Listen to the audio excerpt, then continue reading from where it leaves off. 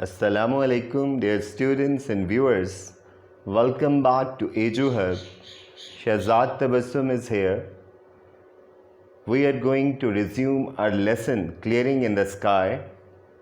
Dear students, please don't forget to subscribe my channel so that you may get many more videos. Now let's go to the text of the lesson. Then my father started to move slowly up the path again. कि फिर अब्बा आहिस्ता आहिस्ता आगे बढ़ने लगे. Sporting himself with his cane. Sport कहते हैं सहारा लेना और cane कहते हैं walking stick को. कि अब्बा फिर आहिस्ता आहिस्ता छड़ी के सहारे आगे बढ़ने लगे. I followed at his heels. Follow कहते हैं पैरवी करना, पीछे पीछे चलना. और फॉलो एट वंस हील्स ये इडियामेटिक एक्सप्रेशन है. इसका मतलब है टू फॉलो क्लोजली, कि मैं भी उनके पीछे पीछे हो लिया. Just a few steps in front of him, उनसे महज चंद कदम आगे. अ फॉक्स स्केरल, स्केरल कहते हैं रोडेंट को. Crossed the path and ran up a hickory tree. Hickory क्या है? A kind of deciduous tree. कि फॉक्स गलहरी ने हमारा रास्ता काटा और भागकर हिकरी के दरख्त पे चढ़ गई. See that Jess, he shouted. अब्बा चिल्लाए कि जेस, क्या तुमने इस गलहरी को देखा था? Yes, I did, I answered. मैंने जवाब दिया कि हाँ. That brings back something to me. Bring back, that makes you remember something. कि इसे देख के मुझे कुछ याद आता है. Brings back the old days to see a fox squirrel. पुराने दिनों की याद जब हम फॉक्स गलहरियों को देखा करते थे, मतलब वो शिकार के लिए आते थे. But this won't bring back as much as something I'm going to show you. अब्बा ने कहा कि जो चीज़ मैं तुम्हें दिखाने वाला हूँ वो बहुत सारी यादों को ताज़ा करने का बायस बनेगी. My curiosity was aroused. Curiosity कहते हैं eagerness को, या strong desire to know or learn something. कि आपके अंदर तजस्सुस पैदा होता है किसी चीज़ के बारे में, या आप जानना चाहते हैं उस चीज़ के बारे में. कि मेरा तजस्सुस बेदार हो गया. I thought, मैंने सोचा, he had found a new kind of wild grass. Wild grass कहते हैं जो खुदरो घास होती है, जो खुद ब खुद उगती है. Or an unfamiliar herb. Unfamiliar कहते हैं not known or recognized. New या strange कह लें, या not known or recognized. Unfamiliar कहते हैं नॉट नोन, रिकग्नाइज्ड, न्यू और स्ट्रेंज. और हर्ब कहते हैं any plant use for flavouring food, medicine और परफ्यूम. कि ऐसे पौधे जो खुदरो होते हैं मगर मुफीद होते हैं, उन्हें हम हर्ब कहते हैं, जड़ी बूटियाँ. और a new kind of tree. मैंने सोचा कि शायद उनके हाथ कोई जंगली घास, नई जड़ी बूटी या फिर कोई नया दरख्त लगा है, कि इसलिए वो इतने एक्साइटेड है. For I remember the time he had found a coffee tree in our woods. Woods कहते हैं फॉरेस्ट को या जंगल को. मुझे वो वक्त भी अच्छी तरह से याद था जब उन्हें इस जंगल से काफ़ी का दरख्त मिला था. तो काफ़ी का जो दरख्त है वो नेटिव है अफ्रीका और एशिया का, इसलिए अमेरिका में उसका होना एक नई बात थी. और इसलिए उसके अब्बा जो हैं वो एक्साइटेड थे कि देखो ये दरख्त भी यहाँ पे मौजूद है जो आमतौर पे यहाँ नहीं उगता. It's, as far as I know, the only one of its kind growing in our country. कि मेरे इल्म के मुताबिक ये हमारे इलाके में काफ़ी का वाहिद दरख्त था. Only twice. Twice कहते हैं टू टाइम्स को. Did my father stop to wipe the sweat from his eyes as he climbed the second steep bluff towards the fingers of the pines? Steep कहते हैं परपेंडिकुलर को, और bluff कहते हैं rock with broad face. Finger से मुराद edges कह लें, सिरे कह लें या टहनियाँ कह लें, कि दूसरी अमूदी चट्टान पे चढ़ते हुए अब्बा ने महज 2 मरतबा पसीना साफ किया और हम सनोबर के दरख्तों तक जा पहुँचे। We reached the limbless trunks of these tall straight pines. Limbless कहते हैं without any branches, trunk कहते हैं middle part of a tree, और straight कहते हैं बिल्कुल सीधा। Pines क्या है? वो एक दरख्त का नाम है। Whose branches reached toward the blue depth of the sky or the white cloud was now gone. कि हम जो है सनोबर के दरख्तों के स्पाट तनु तक पहुँचे जिनकी शाखें नीलगुआ आसमान को छू रही थी या उस सफ़ेद बादल को जो अब छट चुका था। I saw a clearing. मैंने जो है एक खेत देखा। क्लियरिंग मैंने पहले भी आपको बताया था कि जंगल में जो जगह साफ़ की जाती है कल्टीवेशन के लिए, उसे क्लियरिंग कहा जाता है। A small clearing of not more than 3/4 of an acre in the heart of this wilderness. Heart कहते हैं मिडल को, और विल्डरनेस कहते हैं अनकल्टिवेटेड या अनइनहेबिटेड लैंड को। वीराना कह लें या बयाबान कह लें या उजाड़ कह लें।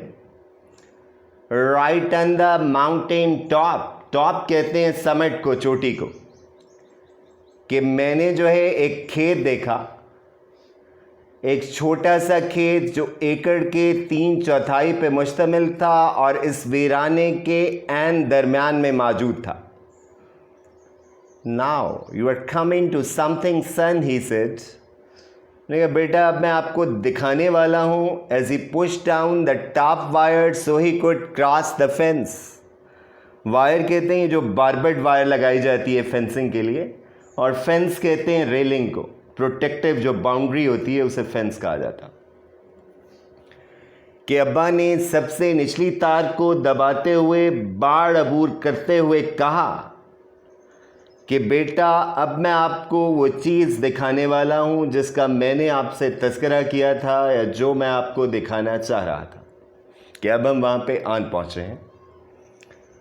This is something I want you to see, कि यही तो मैं आपको दिखाना चाहता था। Who did this? I asked. मैंने पूछा अब्बा ये सब किसने किया? Who cleared this land? किसने इस ज़मीन को साफ़ किया एंड फेंस्ड इट, और इसके गिर्द बाड़ लगाई। Fenced it against what? बाड़ लगाने की ज़रूरत ही क्या थी? मतलब उसने कहा कि अब्बा ये पहाड़ की चोटी पे मौजूद है तो यहाँ पे कौन आता है, तो आपने क्यों बाड़ लगाई, क्यों इतनी मेहनत की? स्ट्रे कैटल, स्ट्रे कहते हैं जो रेवड़ से बिछड़ जाते हैं, उन्हें हम स्ट्रे कहते हैं। लॉस्ट कह लें कि ऐसे जानवर जो अपने रेवड़ से बिछड़ जाएं उन्हें स्ट्रे कहा जाता है। If they were ever get out of the pasture, pasture वही meadow या grassland, he answered me curtly, curtly कहते हैं rudely को या impolitely को।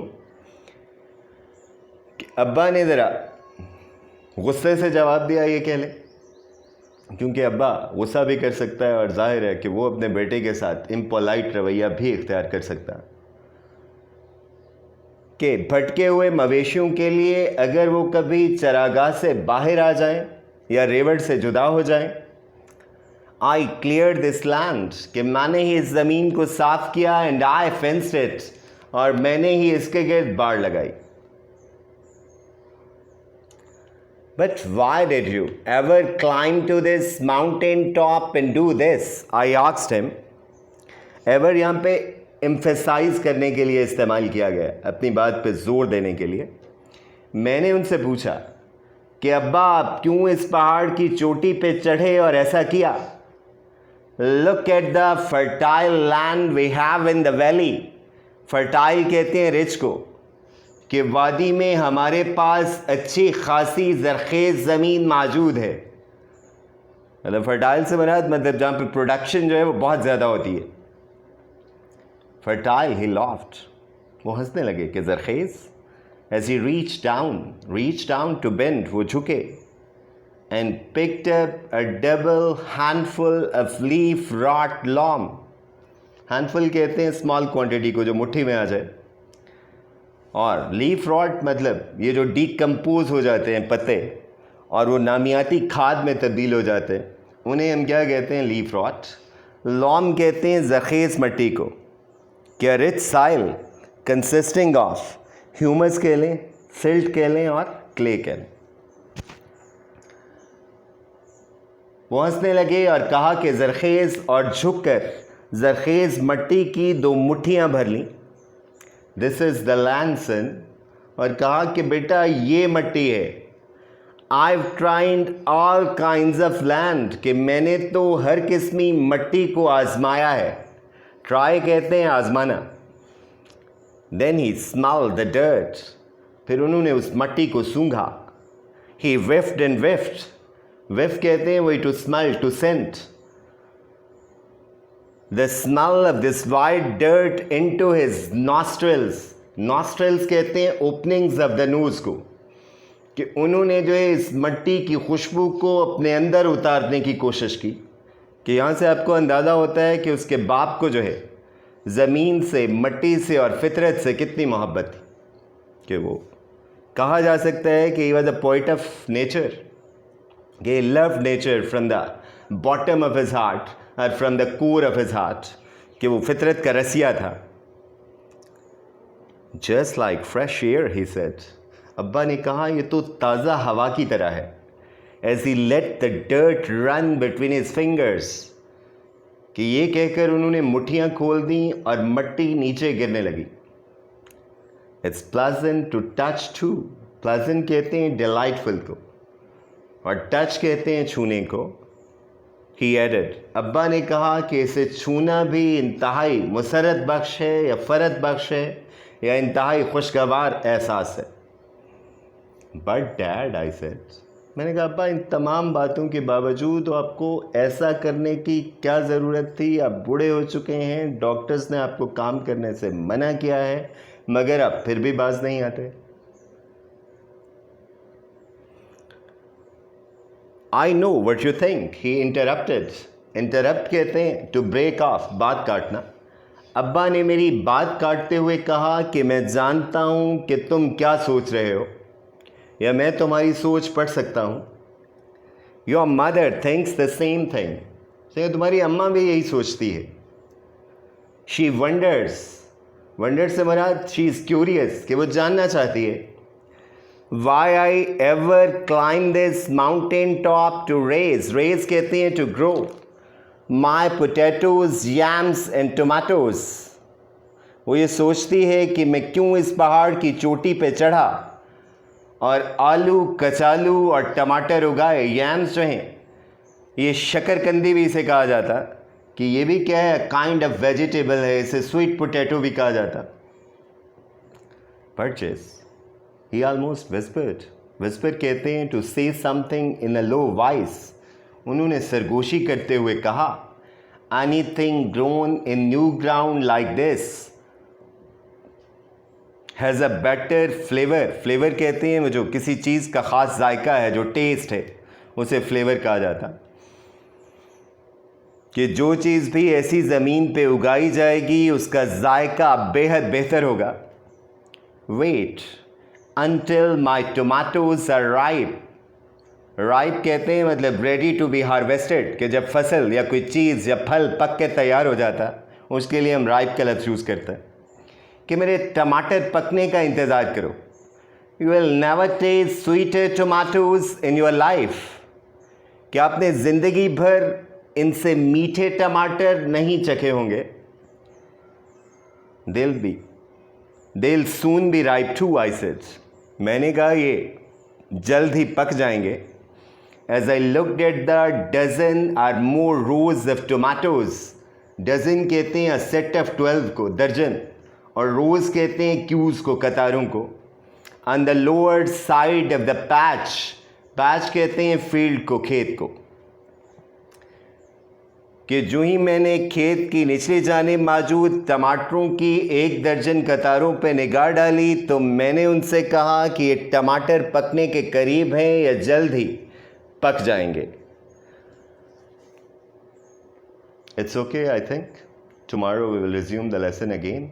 Allah Hafiz. Take care.